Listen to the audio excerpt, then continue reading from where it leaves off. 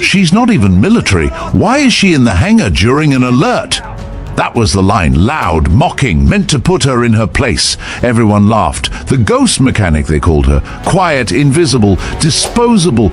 But when an F-22 went down in the Dolomites, she was the one who stepped forward and disappeared into the sky.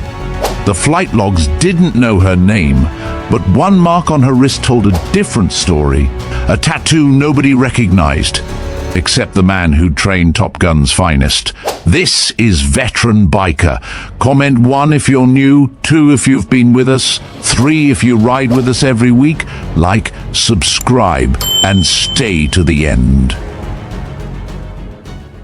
The morning air at Aviano Air Base was a symphony of industrial purpose. The low hum of generators, the rhythmic hiss of hydraulic lifts, and the distant roar of a C-17 transport plane preparing for takeoff. For Elinor Varga, it was the soundtrack to her carefully constructed life. Tucked away in a cavernous hangar, she was a ghost among the machinery, a small figure in oil-stained coveralls, her dark hair pulled back in a severe practical knot. Her hands, though small, moved with an almost supernatural precision, a ballet of wrenches and screwdrivers that seemed to anticipate every problem before it fully materialized. Her co-workers called her the ghost mechanic, not out of malice, but because she was an enigma. She arrived early, spoke little, and possessed an innate understanding of aircraft systems that defied her simple civilian resume. She could hear a discordant thrum in a turbine that a 20-year veteran might miss, feel a subtle shift in a landing gear assembly that signaled a deeper fault. It was a gift, a deep, intuitive connection to the machines, and she had spent the last 12 years deliberately dulling it, burying it under routine and anonymity. This morning she was elbow-deep in the internal workings of a C-130, a beast of a transport plane that felt safe and predictable. It was nothing like the sleek, deadly poetry of the F-22 Raptors that occasionally screamed overhead, a sound that she forced herself to ignore. Each time one launched, a familiar, painful ache would bloom in her chest, a phantom limb of a life she had long ago amputated. She would focus on the feel of the metal under her hands, the satisfying click of a perfectly torqued bolt, anything to ground herself in the present, in the quiet, unremarkable existence of Elinor Varga. Then the world changed. The emergency klaxon, a piercing 3-second blast, shattered the morning air. It was a sound everyone on the base knew but rarely heard outside of drills. This time, it was real. The noise cut through the hangar, silencing conversations and freezing hands mid-task. Master Sergeant Lucas Bremer, a career NCO with eyes that seemed to see more than they should, barked orders. He was a man of quiet authority, his face a roadmap of a life spent in service, but today there was a new line etched between his brows, a sign of genuine crisis. "All personnel stand by for update. Tactical emergency. All flight line operations suspended," he yelled, his voice cutting through the rising murmur of concern. Elinor dropped her torque wrench. It hit the concrete floor with a dull thud, a sound that seemed deafening in the sudden stillness of her world. Her heart rate, which she had carefully kept at a steady low hum for over a decade, began to climb. She forced herself to breathe, to focus, to not let the panic take hold. This was not her problem. This was a military problem. She was a civilian. She was a ghost. She was nothing. Bremer's radio crackled to life, spewing a torrent of technical jargon and panicked transmissions. The words were a blur, but 2 phrases cut through the noise with chilling clarity: Raptor 3 and Dolomites. A training exercise had gone catastrophically wrong. The F-22, a pinnacle of modern air superiority, had gone down. Its pilot had ejected, but the aircraft, carrying a sensitive, encrypted intelligence package, was a ticking time bomb. It was a race against time. A scramble for search and rescue teams to find the pilot and secure the wreckage before it fell into the wrong hands. The hangar buzzed with nervous energy as people gathered around Bremer, hungry for information. He held up a tablet, a new kind of grimness settling on his face. "We have an initial thermal image of the downed aircraft. The fuselage is compromised, but intel is focused on this." He swiped the screen, displaying a close-up photo. It was a haunting image, a jagged tear in the F-22's advanced stealth skin, and burned into the carbon fiber composite just below it was a symbol, a sequence of geometric shapes and numbers. A cryptic message seared into the metal by the immense heat of the crash. "Anyone?" Bremer's gaze swept across the faces of his mechanics. "Any ideas what this code means?" Elinor was standing at the edge of the group, a shadow in her oversized coveralls. When the image appeared on the screen, the world around her faded to a dull roar. The symbol was not a random series of markings, it was a cipher, a signature. It was the calling card of a Black Ops Top Gun sub-program, a phantom unit that had been officially decommissioned over a decade ago. A program she had helped design, a program she had, for a brief, glorious period, been a part of. The code was an emergency extraction flare, a signal only pilots trained in that specific classified program would know. It wasn't meant for extraction from a downed plane, but to signal a rendezvous point for a different kind of recovery. It was a message to a ghost. It was a message to her. A jolt of cold dread went through her, paralyzing her. She felt her hands, which had been so steady just moments before, begin to tremble. Her breath caught in her throat. Her eyes, usually downcast and guarded, were locked on the image, a flash of recognition and terror lighting them up. She didn't notice the wrench still clutched in her hand. She didn't notice the sudden sharp silence around her, but Lucas Bremer did. His eyes, the ones that missed nothing, found hers across the hangar. He saw the flicker of recognition, the absolute stillness of her body, a stillness that screamed of a past she was desperately trying to hide. He filed it away, his brain already connecting the dots between her eerie precision with planes and this impossible reaction to a classified code. The klaxon sounded again, a different sequence of blasts that signaled an immediate tactical response was needed. Bremer keyed his radio, his face grim. The downed pilot has ejected, but the intelligence package is a high priority. The remaining Raptors are scrambling, but their navigation codes were compromised. They can't find the crash site. The pilot is injured, stranded in the Dolomites, and... He trailed off, his gaze flicking back to Elinor. "Our backup pilot for the squadron is down with food poisoning." The words hung in the air, thick with unspoken meaning. The puzzle pieces were falling into place for Bremer, creating a picture he couldn't have imagined just an hour ago. The code on the wreckage, the missing pilot, the ghost mechanic. He knew with a certainty that was both terrifying and absolute that he was looking at their only hope. He approached her, his steps deliberate and heavy.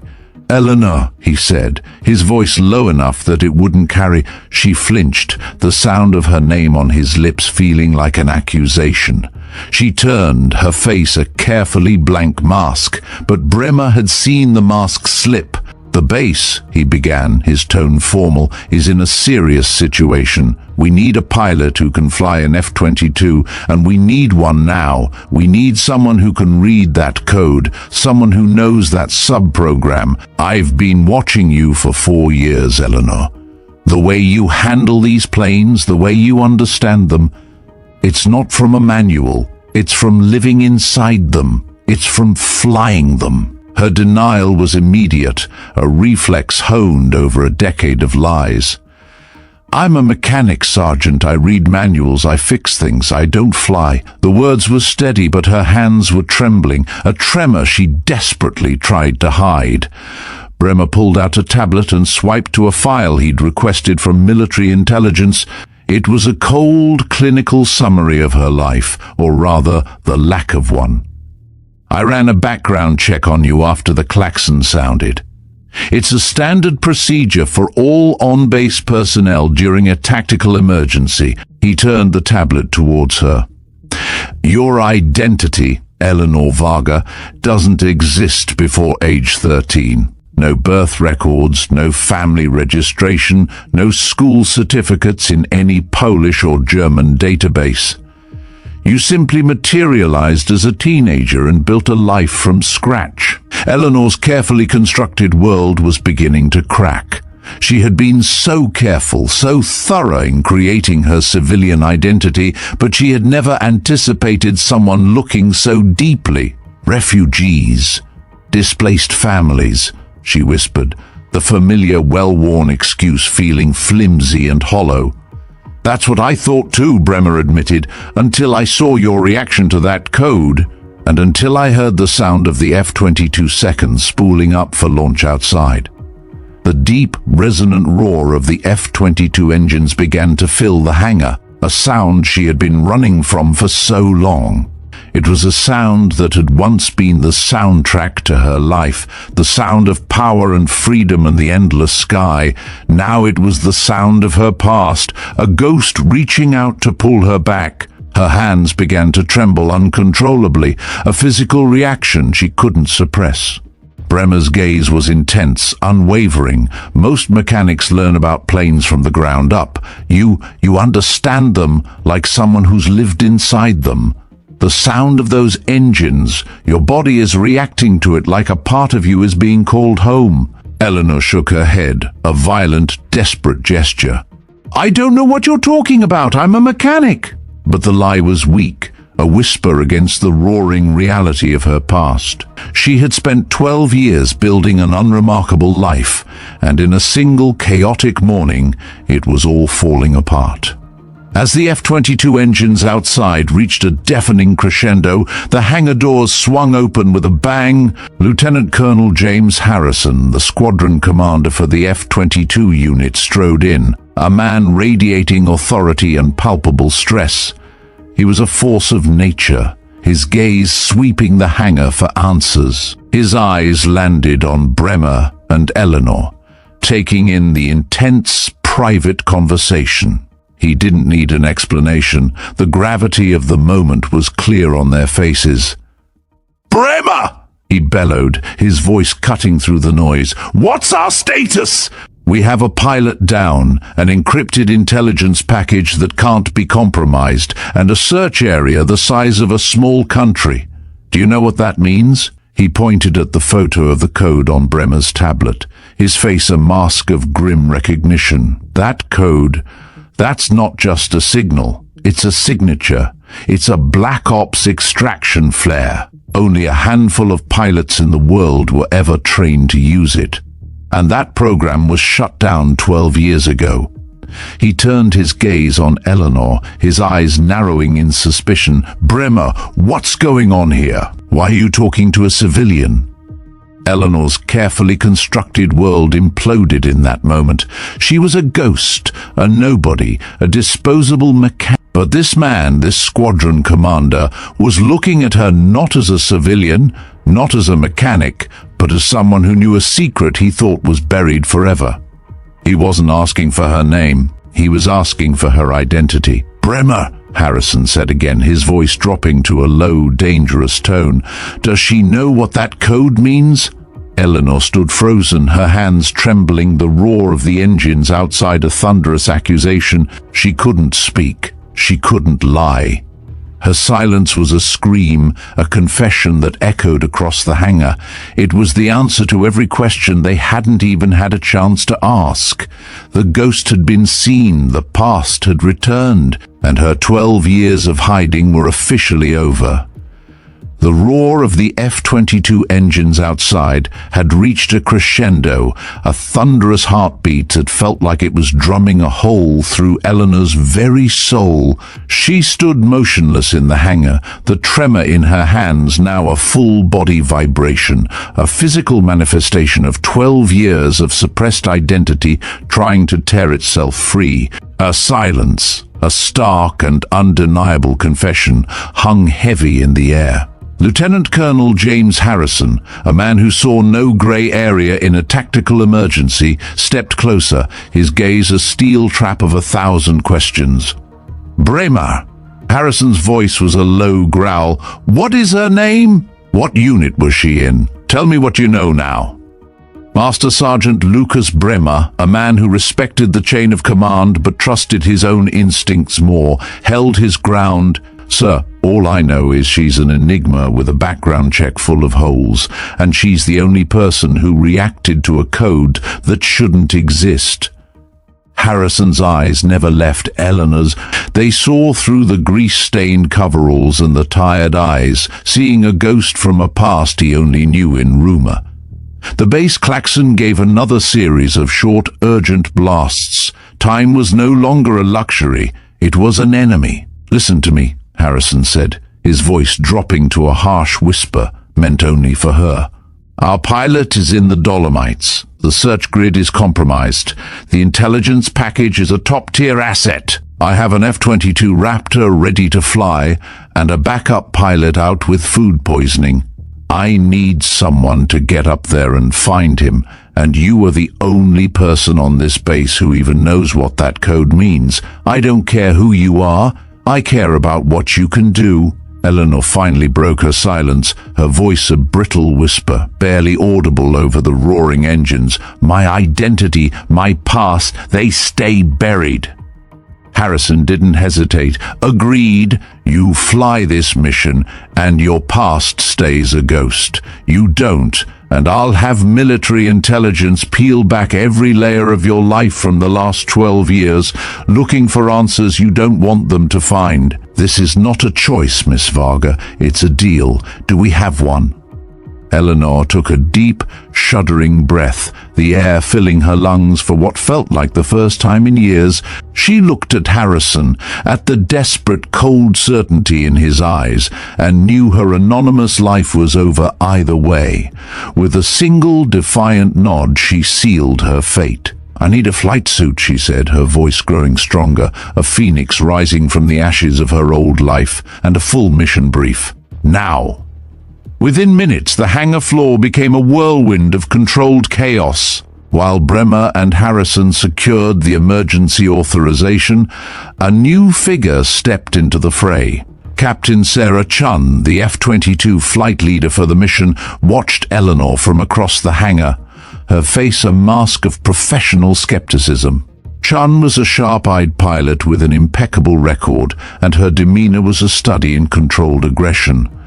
She saw a small, disheveled woman in coveralls, not a pilot. "You're telling me," Chun said to Harrison, her voice laced with incredulity, "that our backup pilot is a civilian mechanic? Sir, with all due respect, this is a joke."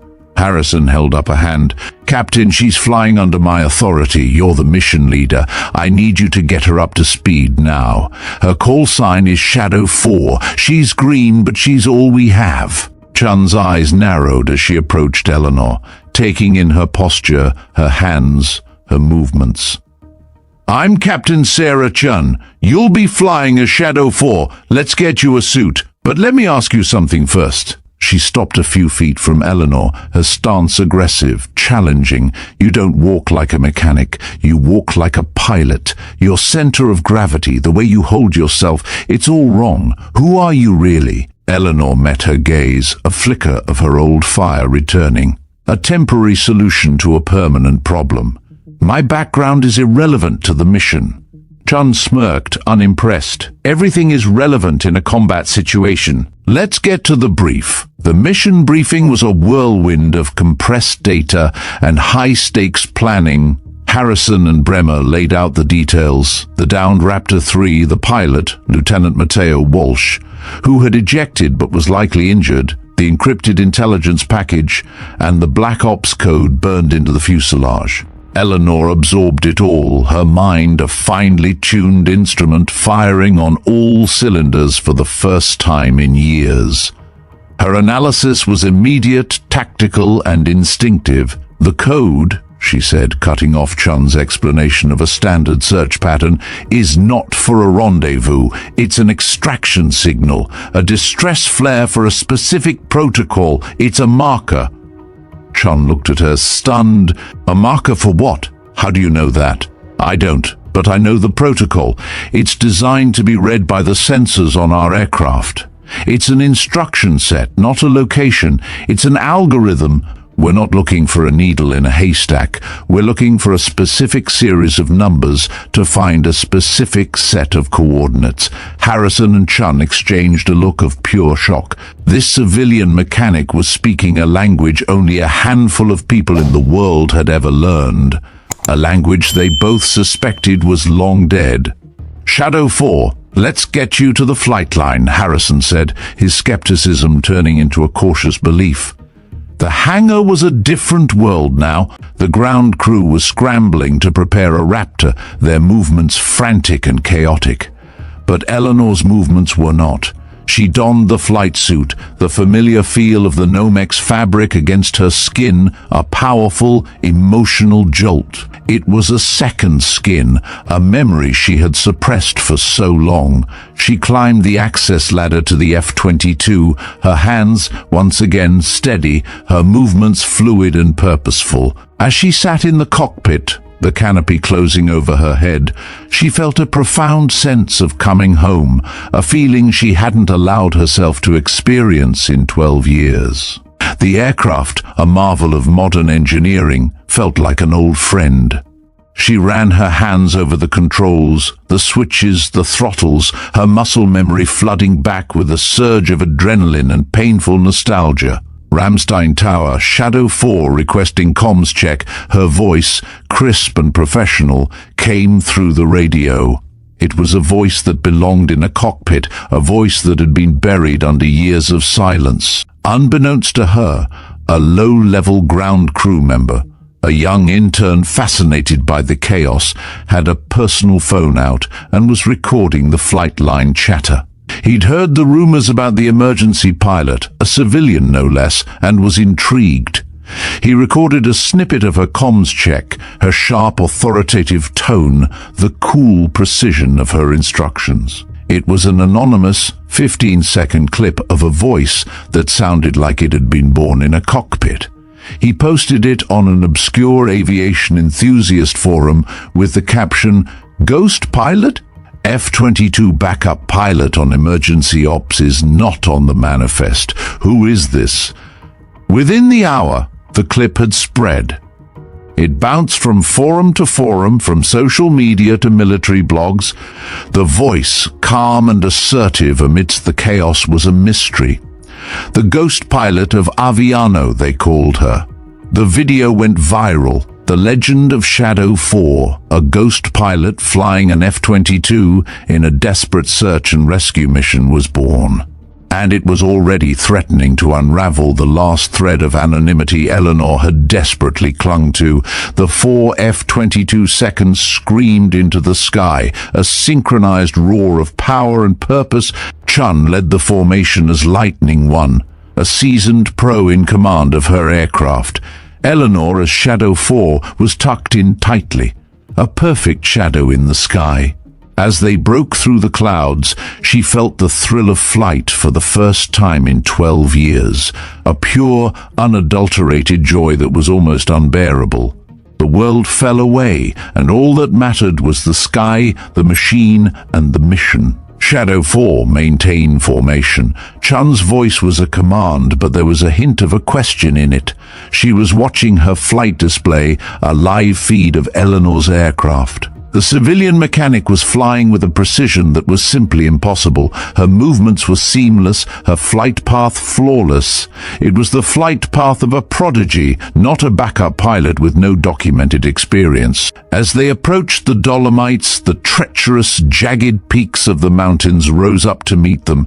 The search grid was immense, a vast, frozen wilderness of white and grey. The standard search pattern would take hours, maybe even days, time they didn't have.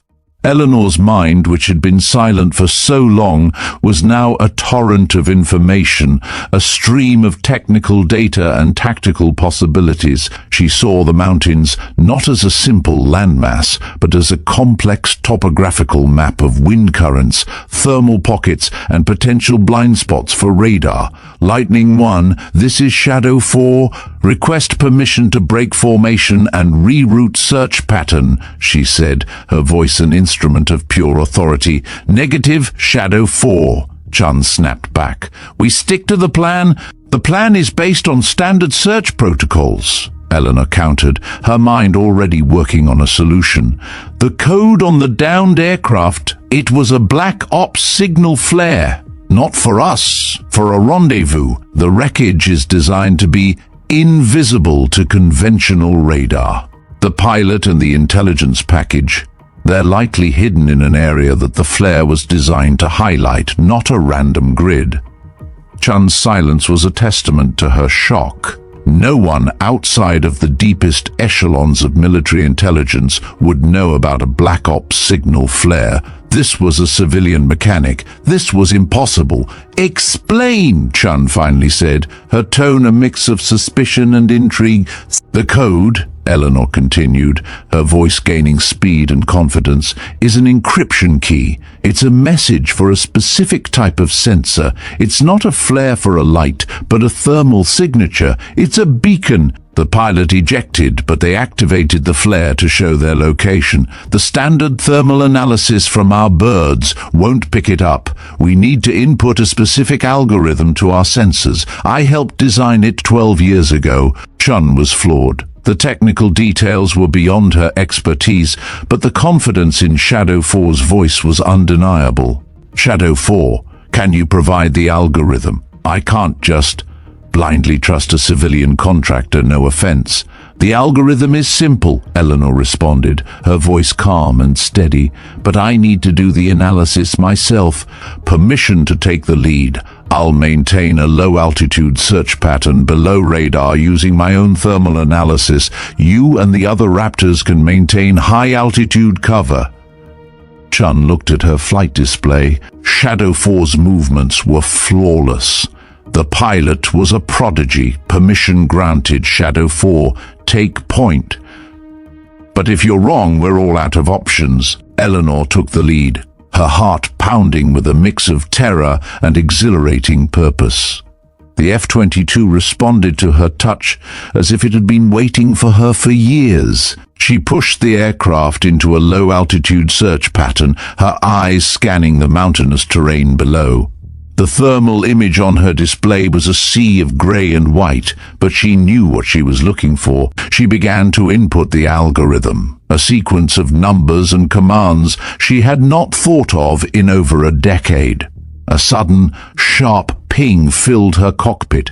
A single, distinct red dot appeared on her screen, a thermal signature that was invisible to the other Raptor's sensors, a small clearing in a sea of snow-covered pines. The downed pilot. She had found him. Lightning 1, this is Shadow 4. I have a positive visual. A thermal signature consistent with the Black Ops protocol. It's a small clearing, coordinates 46.54 N, 12.35 E. I'm maintaining overwatch. Send in the other Raptors. Get the rescue choppers ready. Chun's voice came over the comms, filled with a mix of awe and disbelief. Shadow 4, how in the hell did you do that? I just read the manual, Elinor said, a faint smile on her lips, a lie so practiced it came out like the truth, but her lie was a whisper in the wind. The mission was not over. The pilot they were looking for was Lieutenant Mateo Walsh, and the significance of that name was about to change everything. As the other Raptors descended, following Elinor's precise instructions, she knew her old life was not just a memory anymore. It was now a part of her present, a ghost that had been called home by a code that should have remained a secret forever. And as she looked at the wreckage of Raptor 3 below, she saw not just a downed aircraft, but a symbol of the past she had tried so desperately to escape, a past that had just found her again. The mission to save the downed pilot was a success, but for Elinor, the real journey was just beginning. It was a journey back to a world of flight, of secrets, of old wounds, and of a ghost pilot who was no longer invisible. The adrenaline of a successful mission was a powerful and deceptive drug. As Elinor's F-22 Raptor, Shadow 4, maintained its precise low-altitude overwatch above the Dolomites, the chaos of the emergency gave way to a cold, professional calm. But for Elinor, the calm was a fragile veneer over a maelstrom of emotions and instincts she had spent 12 years trying to forget. Her mind, once a quiet, carefully sealed vault, was now a torrent of tactical data and long-dormant knowledge. Lightning 1. This is Shadow 4. Rescue choppers are inbound. Recommend establishing a 3-point defensive perimeter around the crash site, using the high terrain to your advantage. Raptors 2 and 3 maintain a high-altitude sweep for hostile air traffic. I'll stay low for visual confirmation and ground-level tactical support. Her voice, crisp and commanding, was a stark contrast to the timid whispers of her civilian life. It was the voice of a mission commander, a natural leader. Her tactical plan was flawless, not just in its execution, but in its ingenuity. She wasn't just giving orders.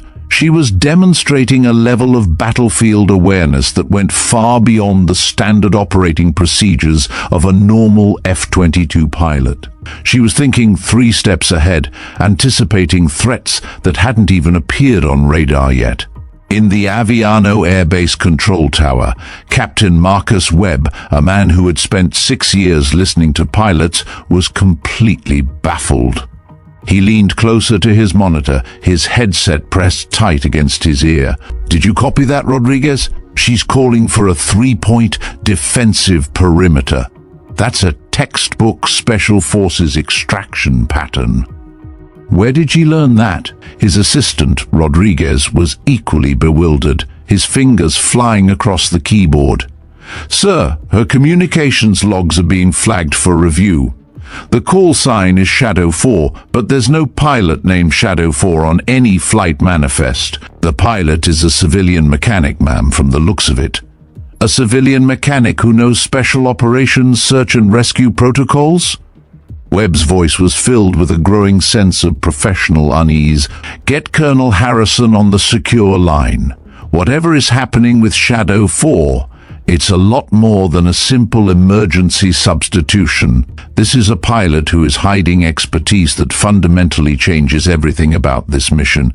Up in the air, Captain Sarah Chun, Lightning 1, was struggling to reconcile what she was seeing on her display with what she knew to be true. The pilot flying as Shadow 4 was a ghost, a mechanic who was just minutes ago denying she knew how to fly.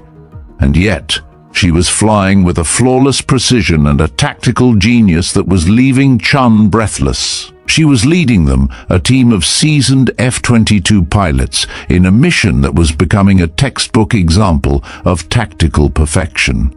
"Shadow 4, you are a ghost," Chun said over the comms, a note of genuine awe in her voice. "Where did you learn to do this?" "I read the manual," Elinor replied, her voice filled with a practiced calm. But the truth was, she wasn't reading a manual. She was operating on pure, unadulterated instinct, a muscle memory that had been buried for over a decade. The F-22 was an extension of her own body, its sensors and systems a natural part of her consciousness. She was home. Below, the rescue helicopter, call sign Angel 2, descended into the small snow-covered clearing. The downed pilot, Lieutenant Matteo Walsh, was lying next to his wrecked F-22, his body still, but his eyes open and alert. The impact had been severe, but he was alive. As the medics secured him to a stretcher, he looked up and saw the 4 F-22 Raptors circling above. His eyes, a deep, intense brown, were filled with a mixture of relief and professional curiosity. One of the Raptors, Shadow 4, performed a low, slow pass, a silent salute to the man they had just rescued. As it flew overhead, Matteo, disoriented and injured, caught a fleeting glimpse of the pilot inside. He could only see her eyes through the tinted visor, but something in them, a powerful, fierce intensity, sent a jolt of recognition through his body. It was a strange, unsettling feeling, a memory he couldn't place, but it felt familiar, like a ghost from his past. "Who was that?" he asked the medic, his voice strained. "The one who just flew over? The one who looks like a phantom?" The medic, focused on his vital signs, shook his head. "I don't know, Lieutenant, but we've got to get you to the hospital. You're lucky to be alive." The F-22 seconds returned to Aviano Air Base in perfect formation, a silent testament to the success of their mission. As the Raptors taxied to the hangar, the base was still buzzing with controlled chaos. The ground crews were in awe, a sense of professional admiration in their eyes. They had just witnessed a civilian mechanic, a ghost in their midst, pull off a perfect mission. But for Elinor, the success was a hollow victory. She had flown, she had found the downed pilot, but she had also revealed herself. She had shown her hand, and the anonymity she had so carefully constructed was gone forever. As she climbed out of the cockpit, her body tired but her mind still racing, she saw Captain Sarah Chun waiting for her. Chun's expression was no longer one of skepticism. It was one of professional awe, mixed with a deep, unsettling suspicion. "Shadow 4, Chun said, her voice filled with respect. "That was the most impressive flying I have ever seen. You coordinated that rescue like you were born to it. Who are you?" "Elinor Varga," she replied, her voice flat, the lie feeling more hollow than ever before. "Elinor Varga doesn't fly like that," Chun countered, "and I'll be having a long conversation with Colonel Harrison about this. That rescue, the tactical planning, the thermal analysis, it was a goddamn miracle. And I don't believe in miracles." The base was abuzz with chatter, a mixture of rumors and half-truths. But outside the base, on the vast and interconnected world of the internet, the rumors were a firestorm. The 15-second audio clip of Shadow 4's voice had gone viral, a trending mystery that was captivating a global audience of aviation enthusiasts. A military intelligence officer, bored in his office, saw the clip and ran a quick voice analysis, a simple program that compared the voice to a vast database of known military personnel. The results were inconclusive. The voice print was unique, but it shared a startling number of similarities with a voice print from a classified 20-year-old database of a pilot from a now-defunct Black Ops program. The officer, now intrigued, flagged the comms for further review, sending a digital flag to the Pentagon. The world was now looking for the ghost pilot of Aviano, and Elinor had nowhere left to hide. Later that evening, in a secure military hospital room, Lieutenant Matteo Walsh was being debriefed. His injuries were significant, but not life-threatening. He was tired, but his mind was still haunted by the fleeting image of the pilot who had saved him. "And you said you saw the pilot's eyes?" Captain Sarah Chun asked, her voice professional but her eyes filled with curiosity. "Can you describe them?" "Intense," Matteo said, a strange, faraway look in his eyes. "They were fierce. They were filled with a kind of determination I've only ever seen in one other person." "Who?" Chun asked. "My mom," Matteo whispered. "Her name was Sarah. She was a pilot. She died in a training accident when I was a kid." Chun froze, a sudden, chilling connection forming in her mind. A pilot named Sarah, who died in a training accident.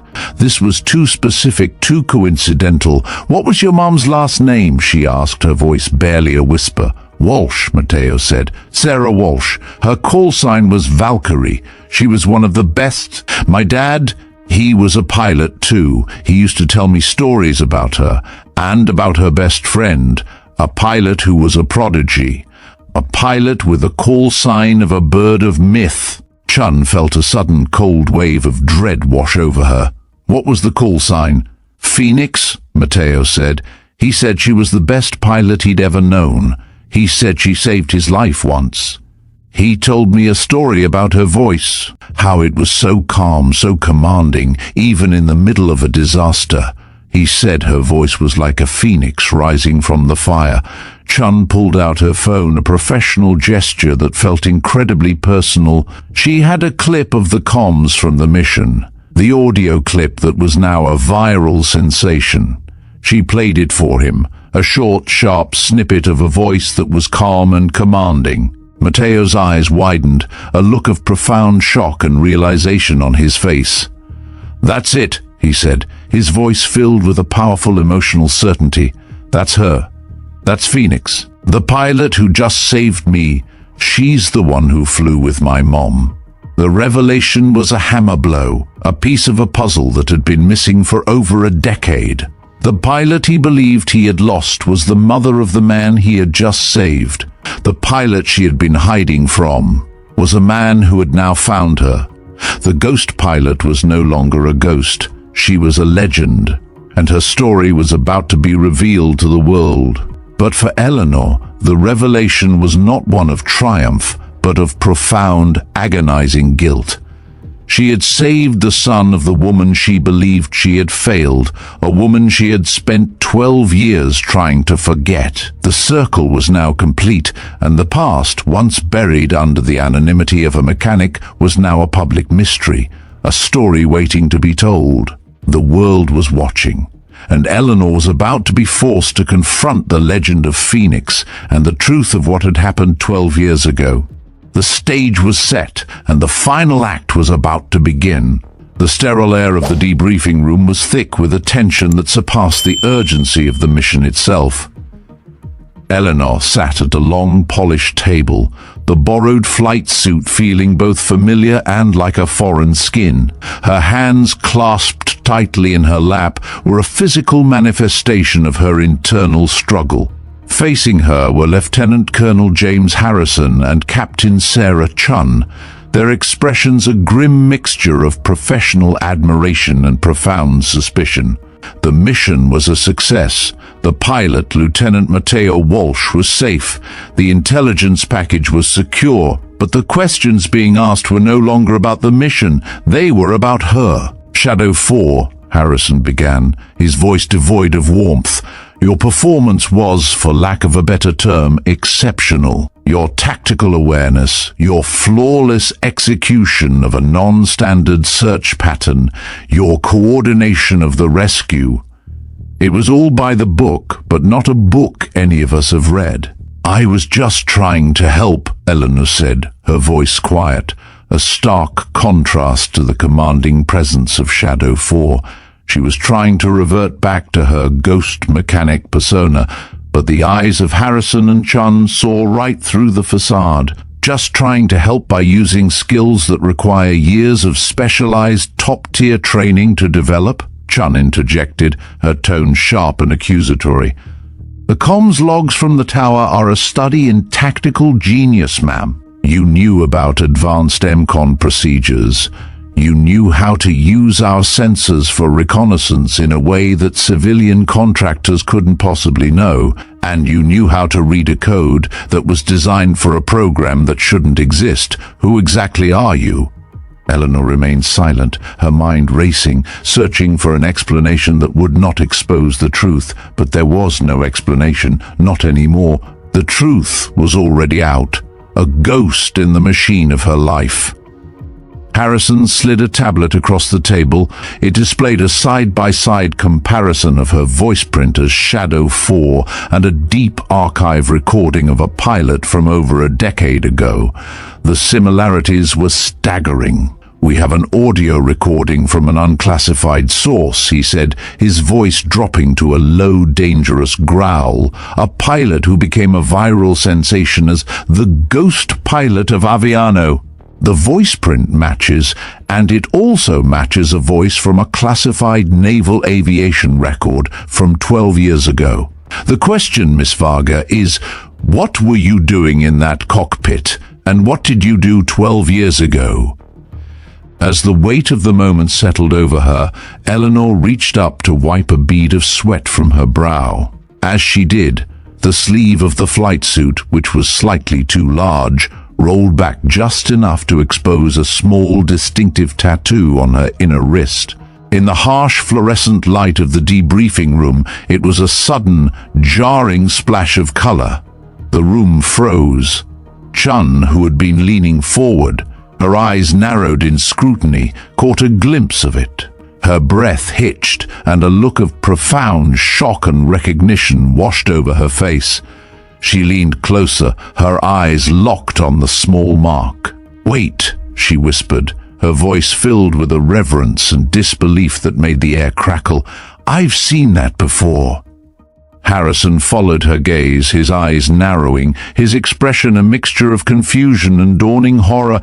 The tattoo was small, a simple but powerful design, a pair of wings encircling a lightning bolt, with the alphanumeric code TG07-13 inscribed just beneath it. "That's not just military ink," Chun said, her voice barely a whisper. "That's a Top Gun graduation tattoo. The wings, the lightning bolt, it's from Naval Air Station Fallon. But the code, TG07-13, that's impossible." Harrison, a veteran of countless high-stakes situations, felt a cold dread wash over him. He pulled up a classified naval database on his tablet, his fingers flying across the screen. He typed in the code, and a name, a record, a ghost from the past materialized before his eyes. The screen showed a file that should not have existed. "TG07-13, Harrison read, his voice now a low, shaken whisper. "Top Gun class of 2013, the 13th graduate of the 2007 program, a pilot who was, by all accounts, a tactical prodigy. Her call sign was Phoenix. Lieutenant Jamila Kowalski." He looked up at Elinor, her name now a lie, her entire life a carefully constructed deception. "Jamila Varga? Phoenix. It's you. You're Phoenix." Elinor closed her eyes, a silent, painful admission. Her mask had not just slipped, it had shattered. The name, the call sign, the legend she had spent a lifetime trying to bury was now a digital file, a cold, hard fact. "This is impossible," Chun said, shaking her head in disbelief. Phoenix was a legend. She was the youngest Top Gun graduate in history, a pilot who set tactical awareness records that still stand today. She was being groomed for Black Ops. But her service record shows a gap starting in 2014. One day she was the future of naval aviation, the next she was a ghost. What happened? The question hung in the air, a silent accusation. Elinor finally opened her eyes, meeting their gaze, the raw emotion of her past now laid bare for them all to see. "A training accident," she said, her voice filled with a raw, guttural pain. "My wingman died, my best friend, Sarah Walsh. I made a mistake. I was too aggressive. I pushed the envelope too far. She died because of me." The room fell silent as the tragic weight of her confession settled over them. The legend of Phoenix, the tactical genius, the youngest graduate, was also a tragedy. A pilot who believed she had killed her best friend. Her resignation, her self-imposed exile, her life as a quiet, anonymous mechanic, it was all a penance. Harrison, however, was not finished. He was a commander, a military man, and he was driven by facts, not emotions. He scrolled through the classified file, finding a note he had never seen before, a small hidden file marked with the highest level of security clearance. "This doesn't add up," Harrison said, his voice filled with a strange new tone, one of both shock and dawning realization. "Your record shows that you were recommended for a Silver Star for conspicuous gallantry and intrepidity in action. For your actions during that training exercise, The citation reads that your tactical decision-making and flying skills prevented a mid-air collision that would have killed 6 pilots instead of 1. How can you be recommended for the Navy's 3rd highest combat decoration for an accident you believe was your fault? Elinor shook her head, a violent, desperate gesture. That's impossible. The recommendation was filed after I had already resigned. It was too little, too late. She had been a ghost, a legend from a past that no longer existed, a legend that had been buried under a weight of guilt she had never been able to shed. Harrison, however, was a professional. He made a secure video call on his tablet. The screen flickered to life, showing the weathered, determined face of Admiral Rebecca Stone, a woman who had been the commanding officer of Top Gun when Elinor graduated in 2013. "Colonel Harrison," Admiral Stone said, her voice filled with a professional calm. "I'm assuming you have her. I've been looking for Phoenix for 12 years. Harrison, his voice filled with a newfound respect and purpose, looked at Elinor. "Admiral Stone," he said, "I have her, and I believe she's been hiding for a tragedy that wasn't her fault." Admiral Stone's expression softened, a look of profound, agonizing regret on her face. "Phoenix," she said, her voice now filled with a deep, maternal grief. "The accident.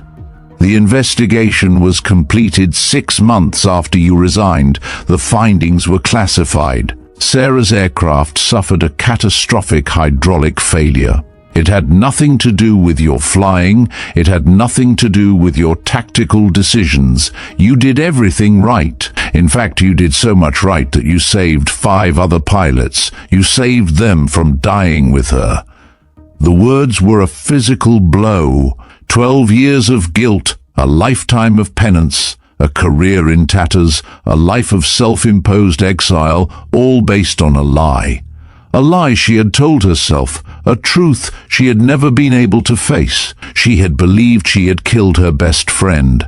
But the truth was, she had saved a squadron. She had saved 5 pilots. She had been a hero, a legend, but she had been running from a ghost of her own making.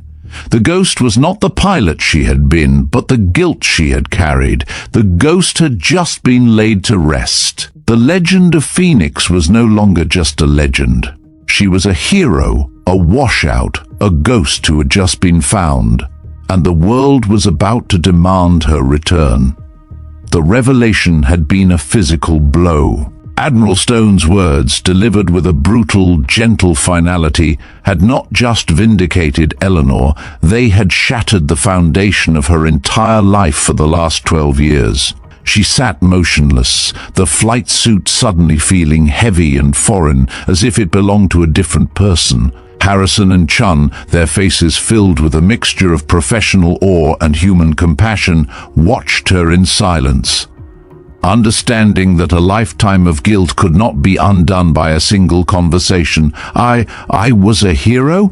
Elinor whispered, the words sounding alien on her tongue. "I saved them? I thought I killed her." Admiral Stone's face, projected onto the tablet screen, was etched with a profound sadness. "Phoenix, the tactical analysis of that day has been a case study for 12 years. Your decision to break formation and engage saved 5 other pilots from a catastrophic mid-air collision. Your friend, Sarah Walsh, her aircraft was already compromised. The hydraulic failure was a manufacturing defect, a flaw in the system that had gone undetected for months. Your actions, your instincts, they were not the cause of the accident. They were the reason it wasn't a tragedy that claimed a whole squadron. The truth was a bitter pill. Her self-imposed exile, her life as a quiet, anonymous mechanic, her years of penance. It had all been for a mistake she never made. The guilt was gone, but in its place was a new, searing pain, the agonizing knowledge that she had spent 12 years running from a lie, and in doing so, had robbed herself of a life she was meant to live. "We've been looking for you, Phoenix," Admiral Stone continued, her voice now filled with a new, fierce purpose. not just because of what you accomplished in the past, but because of what you could accomplish in the future. The Navy is developing next-generation fighter programs that need pilots with your specific combination of tactical innovation and raw instinct. We need Phoenix back. The offer hung in the air, a staggering weight of responsibility and redemption. Elinor felt a sudden, powerful pull towards the life she had lost, a life of flight and purpose. But the deeply ingrained belief that she was fundamentally broken, a flawed pilot who had caused the death of her best friend, was still a part of her. The legend of Phoenix was a ghost, a myth she could not possibly live up to. I'm not her anymore, Elinor said, her voice filled with a desperate, heartbreaking uncertainty. I'm a mechanic. I'm not that pilot anymore. 12 years. It's a lifetime away from a cockpit. Today suggests otherwise, Harrison interjected, his voice firm and unwavering. You just executed a perfect combat rescue mission in an aircraft you supposedly haven't touched in over a decade. Your tactical awareness was exceptional, Phoenix. You just proved that your skills haven't gone anywhere. They've just been waiting for you to come home. Before Elinor could respond, the debriefing room door opened and a new figure entered. She was a woman in civilian clothes, her posture professional and her eyes a keen, analytical gray. This was Agent Clara Kim from the Defense Security Service, a woman whose entire job was to uncover the truth. Miss Varga, Agent Kim said, her voice crisp and no nonsense. I'm here to conduct a formal investigation, not into your identity, but into the circumstances that led to your disappearance. We need to know what happened in the days leading up to your resignation. It's a very unusual timeline. The investigation was a cold, clinical re-examination of a 12-year-old wound. Agent Kim, with the aid of Harrison and Chun, began to unearth the real cause of Elinor's exile. She pulled up old naval personnel records, classified reports and private correspondences that painted a picture of betrayal and professional jealousy. According to your service record, Agent Kim explained, her eyes fixed on Elinor, you submitted your resignation on March 15, 2014. The training accident occurred on March 8th. That's only 7 days. That's not enough time to process grief and make a rational career decision, especially for a pilot of your caliber. Elinor recounted the week of agony, the whispers in the ready room, the cold stares from her fellow pilots. She spoke of Commander Blake Morrison, a fellow squadron mate whose career had been on the decline. He had been a vocal accuser, saying that her reckless leadership had caused Sarah Walsh's death. She remembered how he had used the grief of Sarah's parents to reinforce his accusations, telling her that they deserved to know the truth about her reckless leadership. Agent Kim's fingers flew across her tablet, pulling up Morrison's records. Commander Morrison's performance reviews show a steady decline in his last 6 months. He was being considered for removal from flight status. He also filed a formal complaint against you 3 weeks before the accident, alleging you were receiving preferential treatment because of your Top Gun credentials. He saw your success as a threat to his career. The pieces of a long-forgotten puzzle began to click into place, forming a picture of a calculated sabotage. Morrison, seeing his career in decline, had used the tragic death of Sarah Walsh to destroy Elinor's career and cover his own failures. He didn't just destroy your career, Phoenix, Harrison said, his voice filled with a quiet fury. He convinced you to destroy it yourself. He manipulated your grief, your guilt, and your youthful uncertainty. He used Sarah's death as an opportunity to remove a rival and save his own career. The injustice was a new, searing anger. She had fled the Navy, not because of her own failure, but because she had been the victim of a cruel psychological betrayal. While she had spent 12 years in self-imposed exile, the man who had driven her away had been promoted to commander and was now an instructor at the Navy's test pilot school. But in the midst of this painful vindication, a new voice cut through the sterile silence. It was Lieutenant Matteo Walsh, the pilot she had rescued, now on a secure video conference from the hospital. He looked at Elinor with an expression of profound gratitude and a deep, unsettling sadness. "Ma'am," Matteo began, his voice filled with a quiet reverence, "my dad, he was a pilot too. He flew with my mom. He used to tell me stories about a pilot named Phoenix, a legend. He said you were the one who always knew what to do. You saved my life out there, just like you tried to save my mom. My dad, he said you were a hero, and now I believe it. You saved me the same way you tried to save her." His words were a powerful emotional flashpoint. Elinor had been running from a ghost of her own making, a lie she had told herself for 12 years. But here, a living, breathing testament to her heroism, was the son of the woman she believed she had failed. In saving him, she had, in a way, saved herself. She had shown that her actions, even in her darkest hour, were not the actions of a failure, but the actions of a hero. Later that night, alone with her thoughts, Elinor walked through the quiet streets of Aviano Air Base. The base chapel, a place she had never visited, beckoned to her. She walked in, the quiet peace of the space a stark contrast to the turmoil in her mind. She sat in a pew, and for the first time in 12 years, she grieved, not for a mistake she had made, but for the life she had lost. She grieved for Sarah, her best friend, who had died a hero, and she grieved for herself, the young prodigy who had been driven away by a betrayal.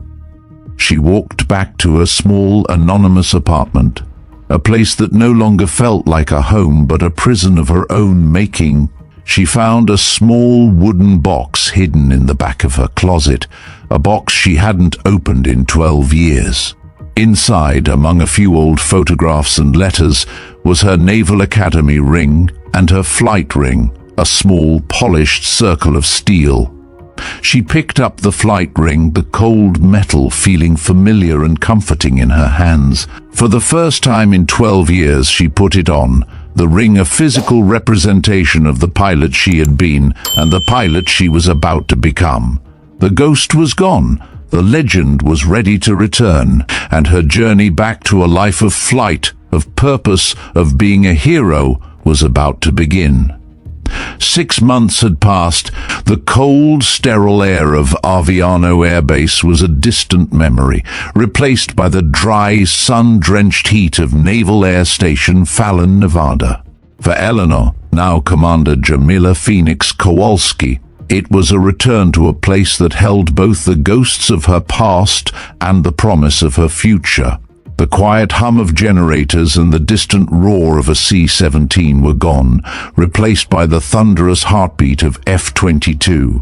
Raptors screaming through the vast open sky, a sound that no longer filled her with dread, but with a profound and unwavering purpose. She stood on the flight line, the uniform of a commander feeling not like a costume but a second skin. Her dark hair, no longer pulled back in a severe, practical knot, was now worn in a professional, confident bob. Her eyes, once downcast and guarded, were now clear and focused, filled with the quiet authority of a leader who had not just found her purpose, but had reclaimed her identity. She was not the ghost mechanic anymore. She was Phoenix. The pilots she was watching were from the Phoenix Initiative, a program that had been established in her absence to find pilots who possessed her unique combination of tactical innovation and raw instinct. 12 of them, the best of the best, had been gathered here at Fallon, and she was their commanding officer, their mentor, their legend. They were in the final stages of their graduation exercise, a high-risk, multi-threat training simulation that she had personally designed. It was an impossible scenario by conventional standards, a perfect storm of tactical challenges meant to push them beyond the limits of traditional thinking. Phoenix Control, Lightning 1, final checks complete. We are ready to begin the exercise. The voice of Lieutenant Commander Sarah Kim, the natural leader of the group, crackled through her headset.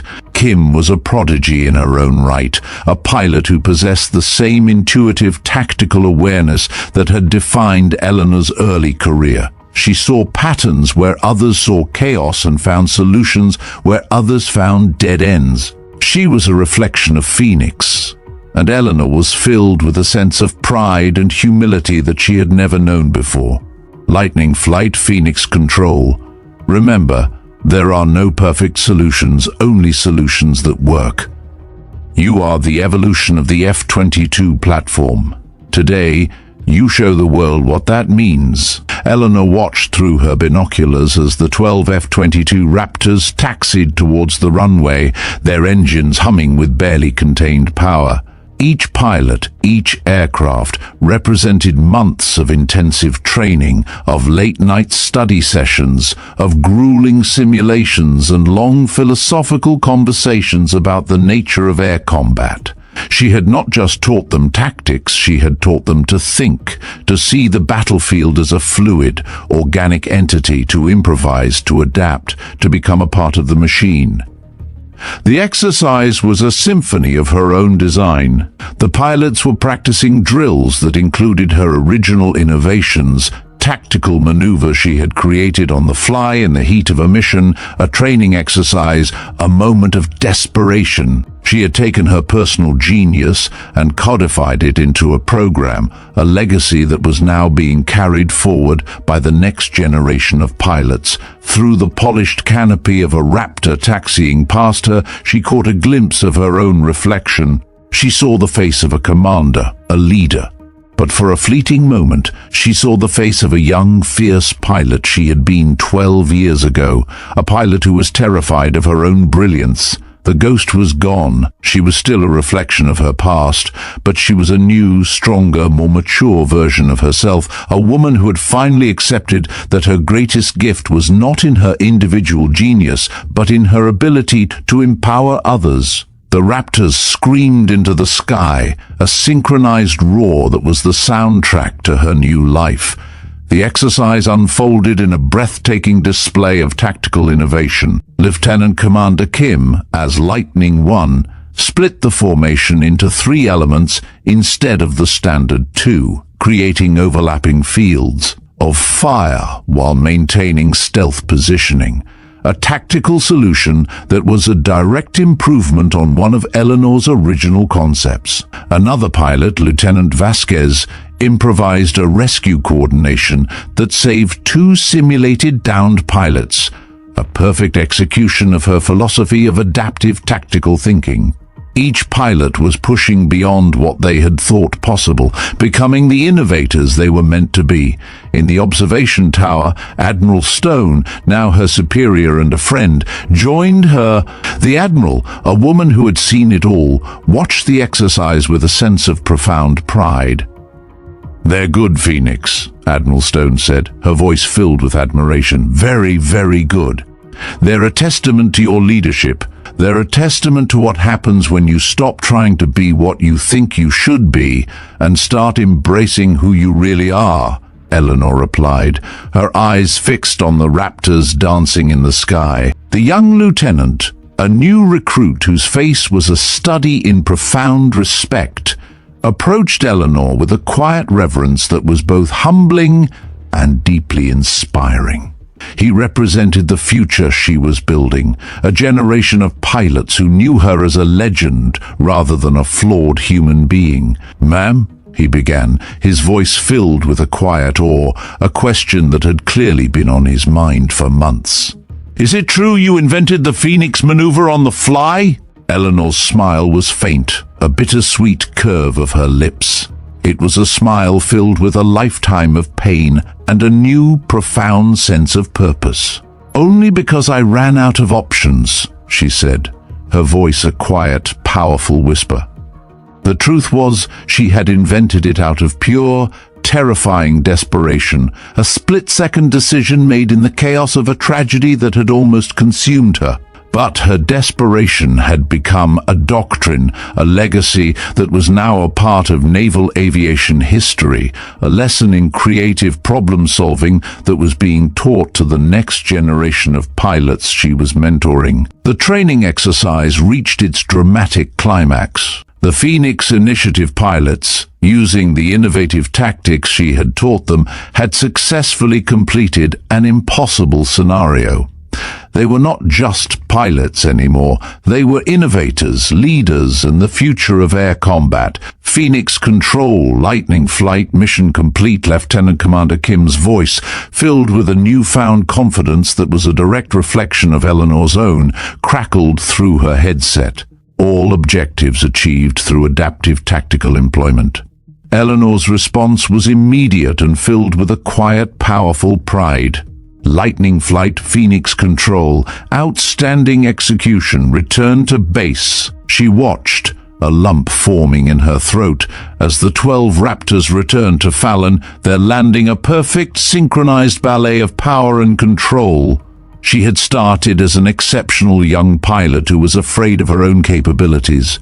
She had hidden for 12 years, convinced that her talents were dangerous. But now she understood that her greatest contribution wasn't in her individual achievement, but in her ability to empower others to achieve greatness themselves. Admiral Stone walked over to her, a classified folder in her hands, her face filled with the kind of pride that only a mentor can feel for their student. "Phoenix," she said, her voice filled with a quiet authority. "The Joint Chiefs have reviewed the Phoenix Initiative's first-year results. They're impressed enough to approve the development of Phoenix Squadron, an operational unit that will implement your tactical innovations in real-world scenarios. We've also been approved for operational testing of the new classified aircraft we showed you 6 months ago, with Phoenix Squadron as the primary test unit." The words were a monument to her success, a testament to her journey from a ghost to a legend. The folder contained a new set of orders, promoting her to captain and assigning her command of the new squadron. The position was everything she had once thought she didn't deserve: operational command, cutting-edge aircraft, and responsibility for pushing the boundaries of air combat capability. The folder contained a new set of orders, promoting her to captain and assigning her command of the new squadron. The position was everything she had once thought she didn't deserve: operational command, cutting-edge aircraft, and responsibility for pushing the boundaries of air combat capability. "Ma'am," she said to Admiral Stone, her voice filled with a quiet certainty, 12 years ago, I thought I wasn't good enough to lead pilots into combat. Now I know that leadership isn't about being perfect. It's about empowering others to achieve their potential." Admiral Stone smiled, a proud, knowing look in her eyes. "That's exactly why you're the right person for this command. Some legends don't disappear. They wait until the world needs them again." Elinor looked out at the flight line, at the pilots who were now her legacy, the quiet maintenance worker who had fixed her van at Aviano Air Base no longer existed. In her place stood Captain Phoenix, ready to lead the next evolution of air combat into a future that she had helped create. She was no longer running. She was finally home. After a journey of 12 long years spent hiding from a ghost of her own making, Commander Jamila Phoenix Kowalski finally found her way home. Her story is a testament to the fact that some legends don't disappear. They simply wait. They wait for a crisis to expose a hidden truth, for a betrayal to be unearthed, for a new generation to need the lessons that only experience and humility can teach. We saw a young prodigy, a pilot who was the very best of her generation, brought to her knees not by an enemy in the sky, but by a whisper of doubt and a betrayal on the ground. Her exile, a self-imposed penance, was an act of profound, agonizing guilt for a mistake she never made. But in her redemption we see a powerful truth, that true failure is not a mistake in the cockpit, but the refusal to get back in it. The story of Phoenix is not just about an extraordinary pilot. It is a story about the weight of guilt, the power of forgiveness, and the courage it takes to accept that you are, in fact, a hero. For 12 years, Elinor Varga was a shadow, a whisper, a ghost. But the moment she put on that flight suit, the moment she took command of the sky, the ghost was gone. The legend of Phoenix was no longer a ghost from the past. It was a living, breathing force of nature, a mentor to a new generation, a commander who had returned to lead the next evolution of air combat. Her journey from a quiet, anonymous mechanic to a commanding officer of a cutting-edge squadron is a testament to the fact that greatness once earned can never be truly lost. It can be hidden, it can be buried, it can be forgotten, but it can never be extinguished. It will always be there, waiting for the moment when the world needs it again. But what of us? We all have our ghosts. We all have our shadows. We all have our pasts that we try to outrun, to outwork, to outlive.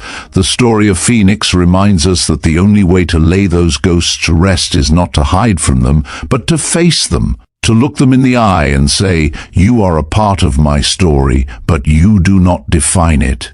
It is a story of a second chance, not just in a career, but in a life. It is a story of a woman who was broken by betrayal, but who was put back together by the very courage she thought she had lost.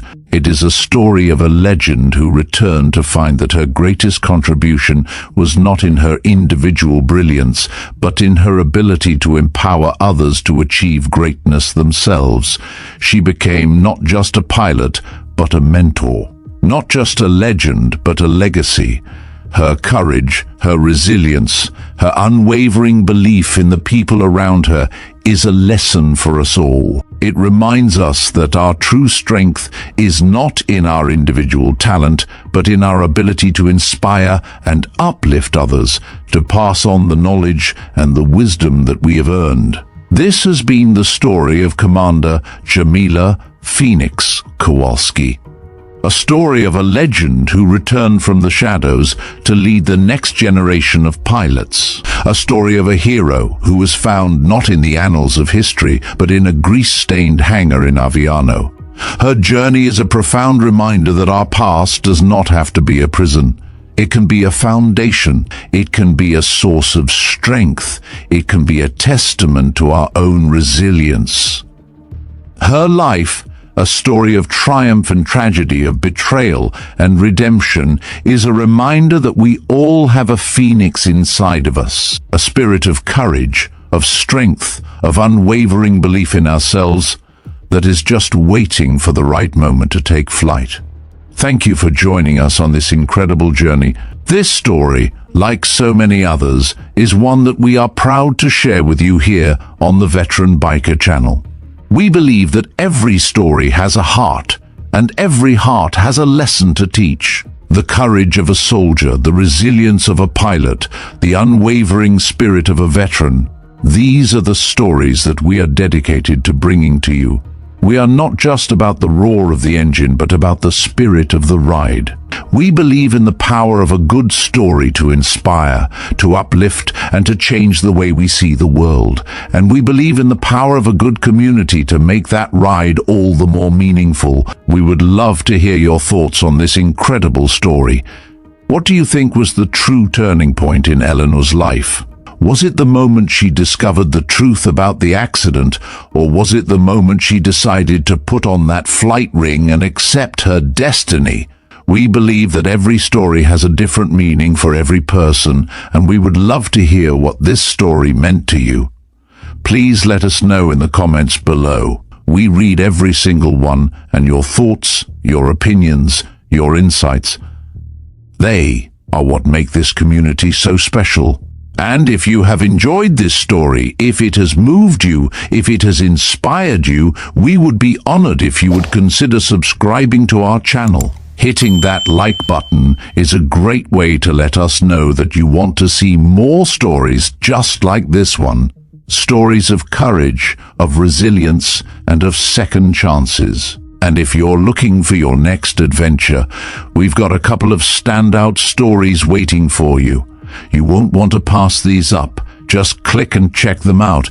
From all of us here at Veteran Biker, thank you for watching, thank you for listening, and thank you for being a part of our journey.